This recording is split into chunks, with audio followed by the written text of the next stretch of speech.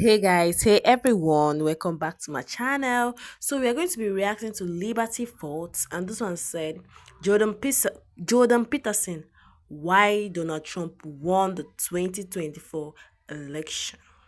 Wow. Like, to me, I would say Donald Trump won that election because he deserved it. He is the man for the job. He is the man, or he is the owner of that White House for his regime, because we know he's gonna do good. Well, I think what put the capstone on was the last month of this presidential election. I think what happened was that Baron Trump got the ear of Trump and knew the podcast world, and Trump, being very entrepreneurial and a risk taker, decided to pay attention. Yeah.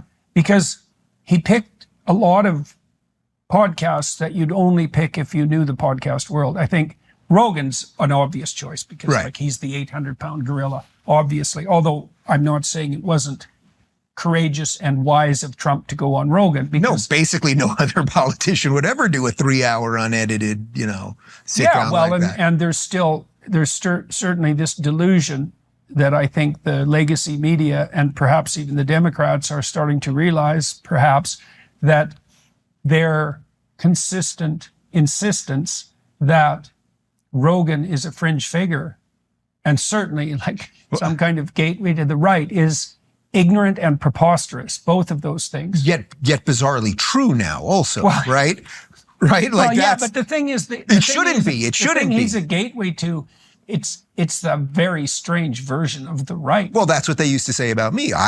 Because I left the left, Mm-hmm. but wait a minute, this guy's gay, he's still liberal, mostly pro-choice, like we could do the whole laundry list of things, but that I was just willing to talk to people. So then suddenly I'm talking to you, and then I was like, I'll talk to Shapiro. Oh, I'll talk to Glenn Beck. That's a scary guy. He's a crazy right-winger. Yeah. I'll talk to Larry Elder, et cetera, et cetera. So then that's what people used to say to me all the time. You're the gateway drug. The funny thing about Rogan is if you see what the media is doing with him now, is the mainstream media is going, why is it that we don't have our own Rogan? Well, you idiots, you had him. Yeah, no. You had him. Well, did you you refused see to talk Greg about it, and you tried to get him kicked off. You tried to get him kicked off Spotify. Did you see Greg Hurwitz made public I did see this it. week? Yeah. I thought that was really Yeah. good. That message that because Greg was a very influential consultant to the Democrats and a messenger, very influential. And he sent them an invitation from all of us, essentially, back in 2017, saying, hey, the reason that none of you are on our shows is because you say no. It's not because you're not being invited. And I invited dozens of high-ranking Democrats to come on my podcast, and all of them said no. They would talk to me privately, but not publicly. As recently as I believe it was last March when we were having the big bipartisan border deal fight. Remember that? There were 3 days of we're going to pass this bipartisan deal to deal with the border, even though we don't need a law passed. It's obviously the president is allowed to deal with the border. We went to D.C. We hunkered down in a studio for a day in Rumble Studios. We invited 20 Republicans and 20 Democrats. 19 Republicans said yes. Yeah. The only one who couldn't do it that day was Rand Paul because one of his staffers got stabbed on the street of D.C. That tells you everything you need to know about that. 19 of 20 Democrats did not respond. The only one who responded was Ilhan Omar, which was kind of hilarious. And she said no.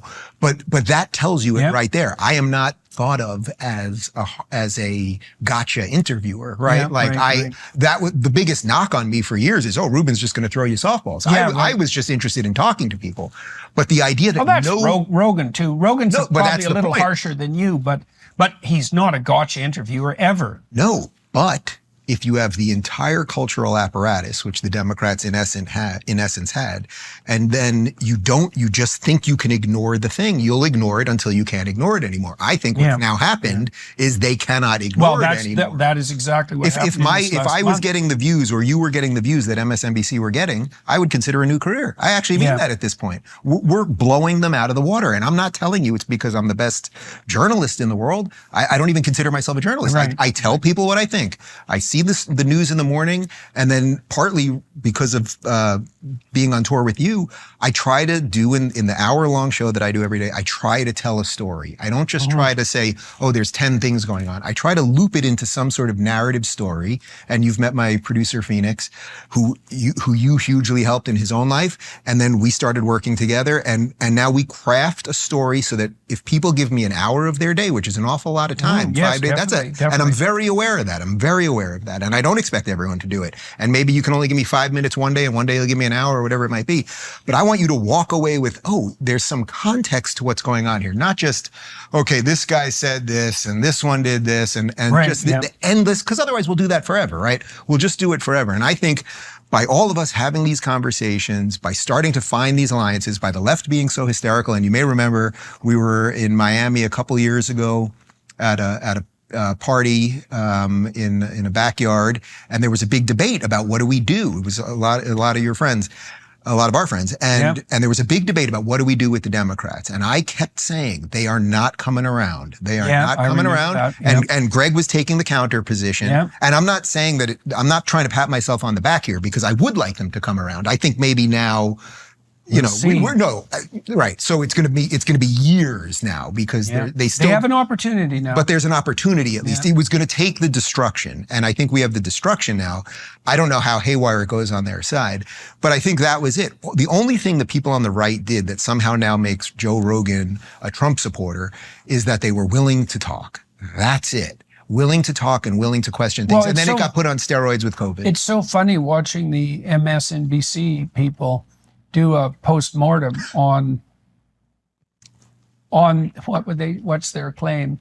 The right's stranglehold on the new media. Yeah. It's like, well, you can't really call it a stranglehold when the reason it exists is because you wouldn't participate. Right. Right. And so you refuse to admit to the reality of the new technology, and you refuse to engage despite repeated good faith offers, like endlessly repeated good faith offers with people. It certainly wasn't inevitable that Rogan was going to transform into a Trump supporter. This was a wonderful interview, by the way. But guys, who will agree with me that Rubin did not give Jordan Peterson enough time to talk? Yeah, if you notice. But by the way, guys, I would say we voted for Trump because we want change. That is what is being offered. And I think Americans are ready to end up business as usual, because they need to unleash the entrepreneurs to create new industries.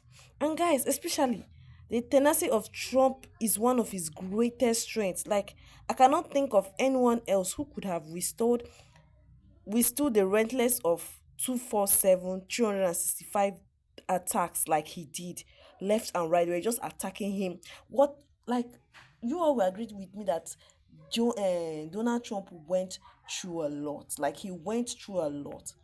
And guys, he deserved that seat. He really, really, really deserved it. Like, he's the God chosen one for all of us. Yeah.